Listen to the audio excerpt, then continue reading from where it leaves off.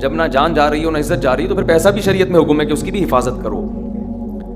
دنیا مسافر خانہ ہے، میں بار بار بیان میں کہتا ہوں، میں کیا کہتا ہوں، قرآن کہتا ہے، لیکن اس کا مطلب یہ نہیں ہے کہ اس میں چیزیں پھینکنا شروع کر دو آپ کہ یار ویسے ہی گزر جائے گی تو کوئی بات نہیں، اڑا دو، ختم کر دو، مر جائیں گے تو ویسے ہی ختم ہو جائے گا. تو مر جائیں گے تو ختم ہوگا، لیکن اس سے پہلے ختم ہو گیا تو ٹائم سے پہلے مر جائیں گے. سمجھ رہے ہیں؟ اعتدال ہے نا اسلام میں، نہ ان چیزوں سے دل لگاؤ. سورہ بنی اسرائیل کی کیسی بہترین آیت ہے. آج میں سفر سے آیا ہوں تو میری سیٹنگ بھی تھوڑی سی آؤٹ ہے کیونکہ میں سویا نہیں ہوں پوری رات.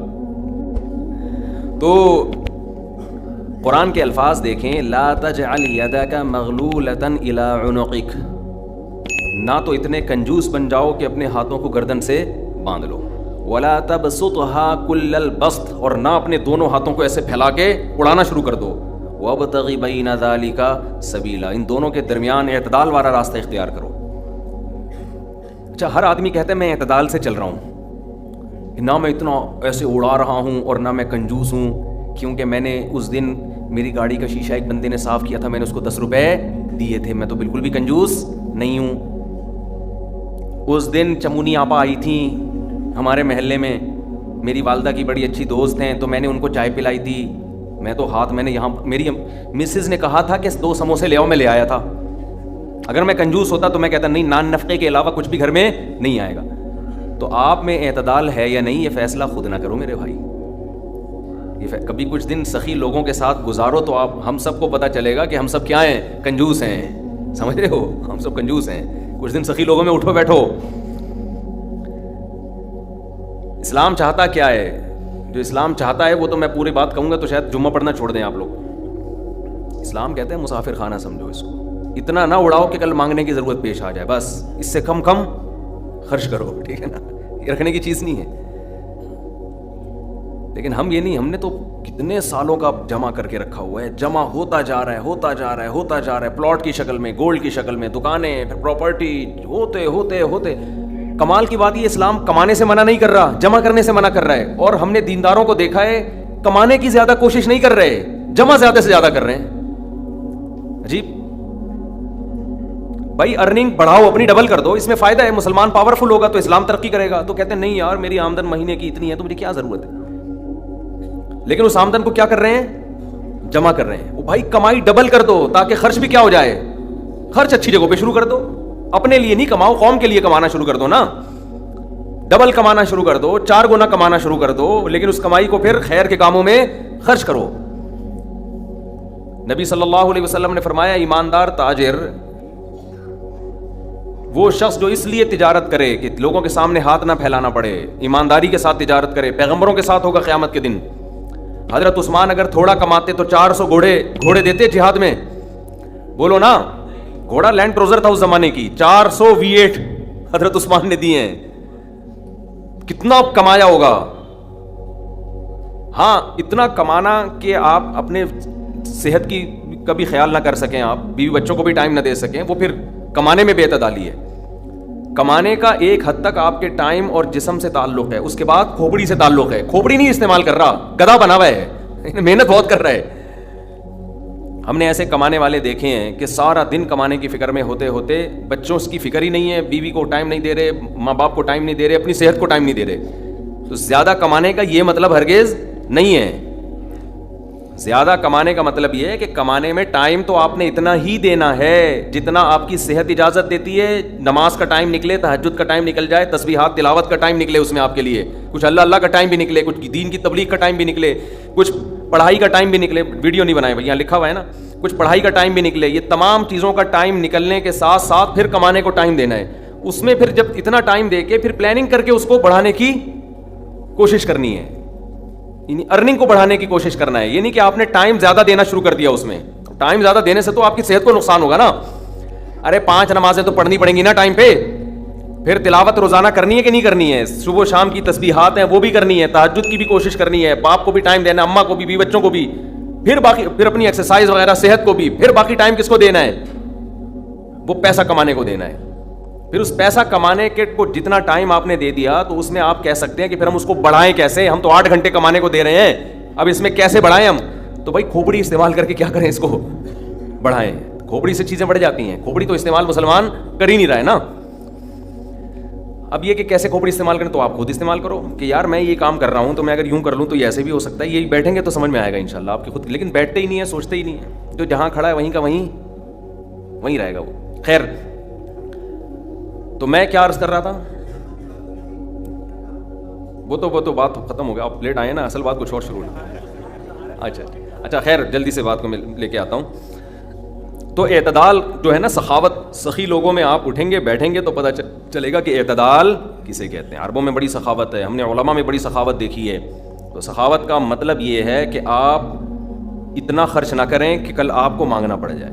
اس کا علماء نے ایک معیار بیان کیا ہے, وہ خوب اچھی طرح سمجھ لیں, بڑا زبردست معیار ہے کہ اپنے اور اپنے بیوی بچوں کے لیے 1 سال کا ذخیرہ کر لیں پیسوں کا, چاہے وہ گولڈ کی شکل میں ہو یا کرنسی کی شکل, بہتر ہے گولڈ کی شکل میں ہو. آج اگر آپ جاب لیس ہوتے ہیں تو 1 سال تک اگر آپ کو جاب نہ بھی ملے تو آپ نے جو پیسہ اسٹور کیا ہوا ہے اس سے اسی معیار کی زندگی اپنے گھر والوں کو دے سکتے ہیں جو اب تک دیتے آئے ہیں. اور یہ 1 سال آپ کے پاس جاب تلاش کرنے کا یا کاروبار دوبارہ سے اٹھانے کا آپ کے پاس موقع ہے. 1 سال سے زیادہ کی پھر کوئی انتہا نہیں ہے. لوگ کیا کرتے ہیں, جمع کر رہے ہیں کہ کل اگر جاب چلی گئی, کل اگر کاروبار ٹھپ ہو گیا تو بھائی کل کیا, پھر تو خبر تک کا رکھو سنبھال کے, وہ تو پھر ٹینشن سے ہی دنیا سے جاؤ گے. تو کچھ اللہ پہ توکل کرو نا اس معاملے میں. اللہ ہمارے بس میں یہ تھا 1 سال ایک خاص مقدار ہوتی ہے, اس میں چاروں موسم آ جاتے ہیں. بھائی کاروبار آپ کا نہیں چلا, سردی میں نہیں چلا تو ہو سکتا ہے گرمی میں چل جائے, خزاں میں چل جائے, باہر میں چل جائے, تو کبھی نہ کبھی تو چلے گا. نہیں چلا تو پھر اللہ نہیں چلانا چاہتا, اسی میں اللہ کرے بیٹھ کے. جو آدمی اللہ پہ اعتماد توکل نہیں کرتا وہ تو کبھی زندگی میں سکون میں آ ہی نہیں سکتا. تو 1 سال کا اسٹور کر لیں آپ. اور بہت اللہ نے پیسہ دیا ہے تو بچوں کے لیے ایک پراپرٹی لے کے ڈال دی, پلاٹ 2-4 لے کے ڈال دی. مرنے کے بعد بچے بالکل روڈ پہ نہ آ جائیں بس. باقی کیا کرو, کھاؤ کھلاؤ. ٹھیک ہے, کیا کریں. ایک لطیفہ سنا دوں, ہمارے ایک دوست نے بھیجا تھا, بڑا زبردست قسم کا. ہمارے ایک دوست نے لاہور میں, انہوں نے کسی کا لطیفہ بھیجا, لیکن لطیفہ بڑا سبق آموز ہے. وہ ایک آدمی گیا گوشت کی دکان پہ, شاید آپ لوگوں نے بھی سنا ہو, اور کہنے لگا کہ 1 کلو گوشت دے دو. اتنے میں ایک بندہ آیا, یہ آدمی لینڈ کروزر میں گیا نا, بڑی VIP گاڑی میں, مالدار آدمی ہے. گوشت کتنا لے رہا ہے, 1 کلو. دوسرا آدمی آیا, اس نے کہا بھائی 10 کلو گوشت دے دے, چانپیں بھی اور دل بھی, کلیجی بھی, پٹ کا گوشت الگ, بکرے کی الگ نکال, فلانے الگ نکال. بڑے بھائی وہ کسائی اس کو چھوڑ کر اس کے پیچھے لگ گیا نا, اس کو پہلے گوشت بنا کے دیا. یہ جو 1 کلو والا تھا نا, 1 کلو والا, اس کو غصہ آیا کہ یار اس کو تو 10 کلو دے رہا ہے کم بخت, 10 کلو والے کو پہلے دے رہا ہے. اس نے کہا بھائی وہ اس کا آرڈر بڑا ہے, وہ پرانا کسٹمر ہے ہمارا. اس نے کہا یار اس کے پاس اتنا پیسہ کہاں سے آیا کہ اتنا ویسے گوشت لے کے جا رہا ہے. اس نے کہا بات یہ ہے کہ اس کی 4 بیویاں ہیں. اس کی کتنی بیویاں ہیں, 4 بیوی, چاروں بیوہ ہیں. اور یہ چاروں بیویاں کسی مالدار آدمی کی بیویاں تھیں جو ان کے لیے بہت پیسہ چھوڑ کے گئے اپنی بیویوں کے لیے. اس مالدار نے کھایا کم اور بچایا بولو زیادہ. اب بچانے میں زندگی گزر گئی اس کی, تو ظاہر ہے کھانا نصیب نہیں ہوا, مر گیا. وہ مر گیا, جب میں نے اس اسٹائل سے کہا نا تو مجھے وہی یاد آ گیا لڈن جعفری, اللہ مر گئے پھر دوبارہ زندہ ہو گیا. کچھ اسٹائل اچھا تھا. تو بچایا نہیں, اور بچا کے مر گیا. اب ظاہر ہے بیوی جو تھی ان کو پیسہ مل گیا ٹھیک ٹھاک, اب ان کے پاس پیسہ ہے, بندہ مارکیٹ سے شارٹ ہے. عورت کو ظاہر ہے پیسے کے ساتھ شوہر بھی تو چاہیے نا, اس میں بھی ڈیزائرز ہیں, اس کو بھی ضرورت ہے میاں کی.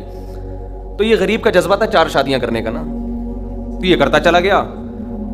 پرانے والے کا سارا پیسہ کس کے پاس آ گیا, اب یہ بیوی کے خرچے پہ کھا رہا ہے, یہ بچا نہیں رہا.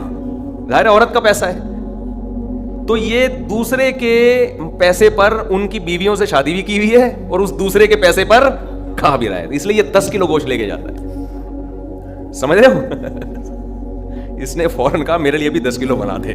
میں نہیں چاہتا میرے مرنے کے بعد میرا ہوا بچا پیسہ کوئی اور بے غیرت استعمال کرے. معذرت کے ساتھ, ابے پہلے خود تو کھاؤ. اس وقت جو تمہاری حاضر سروس بیوی ہے, بولو تم جب تک میری بیوی ہو تو کھاؤ, ٹھیک ہے نا, تم بھی کھاؤ میں بھی کھاؤں گا. مر گئے تو بھائی وہ اس کے لیے نکاح کا دروازہ, اور جب ہمارے بیانات چل رہے ہیں تو یہ تو اور دروازہ کھل گیا ہے. پہلے تو بیوہ کو رشتہ ہی نہیں ملتا تھا نا, اب تو بہت سی بیوہ ایسی مارکیٹ میں آ گئی ہیں, پیسہ بہت ہے, بندہ نہیں ہے, ہم اپنے خرچے پہ شادی کرنے کے لیے تیار ہیں, کوئی شریف آدمی مل جائے ہمیں. اب تو ایسی بیوہ بہت آ گئی ہے مارکیٹ میں کہ جی پیسہ ہمارے میاں بہت چھوڑ کے گیا, بندہ نہیں ہے, تو میں نہیں کہہ رہا آپ بیوی کے لیے پیسہ نہ بچائیں, لیکن یہ دماغ میں رکھیں کوئی بغیرت آپ کے پیسے پہ آپ کی بیوی کے ساتھ زندگی گزارے گا, خرچہ آپ کا ہوگا, آپ اس کو پیسہ دے کے جا رہے ہیں. تو اعتدال اس چیز میں ضروری ہے. ایسے لاوارث نہ چھوڑو اپنے بیوی بچوں کو, لیکن اعتدال اتنا بھی نہ دو تو گہری ہری سوچنا شروع ہو. بچوں کے لیے بھی بناؤ کچھ. خیر, کہاں سے کہاں بات چلی گئی یار. تو جلدی سے بات کو سمیٹتا ہوں, کیا کروں, پھر گھوم پھر کے ادھر ادھر دائیں بائیں جانے لگتے ہیں. تو یہ میں ان لوگوں کے لیے یہ لطیفہ ہے جو بہت زیادہ بچانے کی فکر کرتے ہیں. میں کہتا ہوں نا, آپ اپنی اولاد کے لیے بچا رہے ہو, اپنی اولاد کے لیے بچا رہے ہو, کھا نہیں رہے, نہ خرچ کر رہے ہو بچوں کے, تو بچے پھر جب بچوں کے پاس آئے گا تو وہ اپنے بچوں کی فکر میں بچائیں گے. تو آپ بھی تو خود کسی کے بچے ہو نا. آپ کھاؤ, بولو مجھے اپنے ابا کے بچوں کی فکر ہے, میرے ابا نے میرے لیے چھوڑا تھا, میرے بچوں کے لیے تھوڑی چھوڑا تھا. اور اگر آپ کے ابا نے آپ کے بجائے آپ کے بچوں کے لیے چھوڑا تھا تو آپ کے ابا تو بڑے بیوقوف تھے, کیونکہ بچوں کے لیے بھی اس لیے چھوڑا کہ وہ اپنے بچوں کے لیے چھوڑیں. پھر تو کھائے گا کون پھر اس کو بیٹھ کے. بات یہ کہ اللہ پہ اعتماد اور توکل بالکل ختم. یہ بھول گئے ہیں کہ جب انسان دنیا میں آتا ہے تو صرف پیٹ نہیں لے کے آتا, 2 ٹانگیں 2 ہاتھ کمانے کے لیے لے کے بھی آتا ہے. آپ کا بچہ اپاہج ہے تو سمجھ میں آتی ہے بات, 2 ہاتھ 2 ٹانگیں, تو بھائی جیسے آپ نے کمایا وہ بھی کمائے گا انشاءاللہ. جب آپ پیدا ہوئے تھے خدا نے آپ کی ماں کی چھاتیوں میں آپ کے لیے رزق پیدا کیا تھا. آپ کا بچہ پیدا ہوا تو اس کی ماں کی چھاتیوں میں بھی خدا نے رزق پیدا کیا ہے. تو اس کا مطلب رزق بچہ لے کر آ رہا ہے. تو فکر کرو اعتدال کے ساتھ, اس کو سروں پہ مسلط نہ کرو, مسلط نہیں کرو. مسلط اتنی کرو کہ بس میں نے کمانا ہے, بیوی بچوں کو فی الحال کھلانا ہے میں نے, اس کے علاوہ رزق کے دروازے کھل رہے ہیں تو کھلے, جتنا اللہ کھول دیتا ہے. بعض دفعہ نہیں کھولتا اللہ تعالیٰ, یبسط الرزق لمن یشاء ویقدر, جس کے لیے چاہتا ہوں رزق کھول دیتا ہوں, جس کے لیے نہیں چاہتا وہ ایڑیاں کس رگڑ لیتا ہے, مگر رزق کا دروازہ نہیں کھولتا. تو ٹینشن کس بات کی ہے, یہ تو اللہ کے ہاتھ میں ہے. آپ نے کوشش کرنی ہے, نتیجہ آپ کے ہاتھ میں نہیں ہے. اللہ غریب رکھے تو بھی خوش, انجوائے کرو یار. جس نے مجھے کھلا دیا تو بس میری ضرورت بھی 2 پراٹھے ہیں, تو میرے بچوں کی بھی یہی ضرورت ہے, اللہ ان کو بھی کھلا دے گا. اللہ میں لاہور سے آیا ہوں, پراٹھا آتے ہی پراٹھا کھایا ہوٹل پہ جا کے, اتنا مزہ آیا کہ سبحان اللہ. نہیں ملتے پنجاب میں یہ والے پراٹھے, یہ چیز نہیں ہے پنجاب میں. پنجاب میں لسی ہے, پائے ہیں ہوں گے بھائی, یہ چیز نہیں ہے بھائی. رفیع بھائی بہت دیکھ لیا, مایوس ہوتا ہے نا انسان جا کے, وہ ناشتے کا وہ لک ہی نہیں آ رہا ہوتا. تو ہماری ضرورت بس یہی ہے. تو اللہ دے دے تو ٹھیک ہے بھائی, کچھ بہت دے دیا, کھا پی بھی لیا, استعمال بھی کر لیا, تو چلو یار ایک آدھ بحریہ ٹاؤن میں بچوں کے لیے پلاٹ بنا کے چھوڑ دیا, مر آ جائیں گے تو چلو. اس سے زیادہ tension tension tension tension tension آخرت کی ہے. ہمارے ایک دوست نے پراپرٹی لی, اس کے ساتھ ہی قبرستان بھی ہے. تو بار بار وہاں کھڑے ہو کے بول رہے ہیں کہ یار دیکھو, میں ان سے کہہ رہا تھا, ان کو ڈرا رہا تھا. میں نے کہا آپ اپنا پلاٹ دیکھ دیکھ کے خوش ہوتے رہتے ہو, اصل پلاٹ تو یہ ہے, یہاں ہے, تھوڑے دنوں میں کدھر آنا ہے, ادھر آنا ہے. میں نے کہا یہاں آپ جو پلاٹ لیا اس پہ مکان بناؤ گے, 10 15 20 سال کی کہانی ہے آپ کی, اس سے زیادہ کہ مجھے سفید بال دیکھ کے لگ رہا ہے کہ ہوگی نہیں. اور یہاں 20,000 25,000 30,000 پتہ نہیں کتنا رہنا پڑے. تو جب اپنی پراپرٹی کو دیکھنے جاؤ, ساتھ میں یہ قبرستان پہ تھوڑی دیر کھڑے ہو کر دیکھ لیا کرو کہ یار آنا کہاں ہے, ادھر ہی. تو اتنا زیادہ خوش ہونے کی بالکل بھی ضرورت نہیں ہے.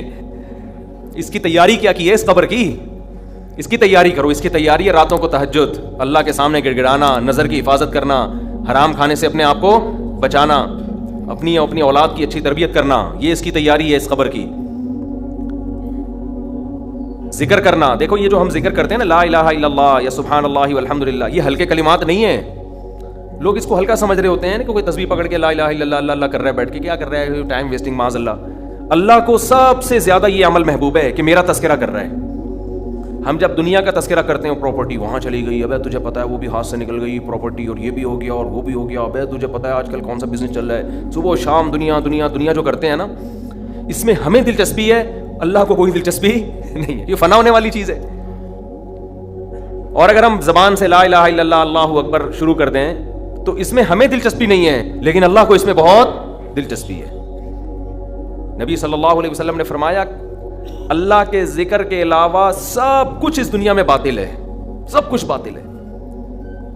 دنیا کا تذکرہ بھی اللہ کے لیے ہو تو اچھا ہے. آپ پراپرٹی بھی لے رہے ہیں تو یار اللہ کے لیے لے رہا ہوں میں, کہ اللہ کا حکم ہے کہ سب اڑاؤ نہیں, کچھ اگر اللہ نے وسائل دیے تو کچھ بچا لو اولاد کے لیے, تو اللہ کا حکم ہے تو یہ ذکر بن جائے گا. لیکن ہمارے ایسا نہیں ہے ہمارا مزاج.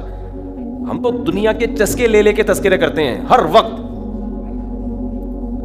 یہ اس کی اگر ہم معمول بنا لیں نا, تسبیح ہاتھ میں رکھیں, میں نے دیکھا اس کا بڑا اثر پڑتا ہے. لاشعوری طور پر انسان کی زبان چلنا شروع ہوتی ہے, لاشعوری طور پر. تو عادت ڈالیں اللہ کا نام لینے کی, اس سے دماغ ہٹے گا. یہ جو گند میں دنیا کے گٹر جو ہمارے حضرت فرمایا کرتے تھے, دنیا کی محبت کے دلوں میں گٹر ابل رہے ہیں, تو سکون کہاں سے ہوگا؟ سکون خوشبو میں ہوتا ہے, گٹر کی بدبو میں تھوڑی ہوتا ہے. یہ دنیا کی محبت میں بھی اسمیل ہے, ایک بدبو ہے.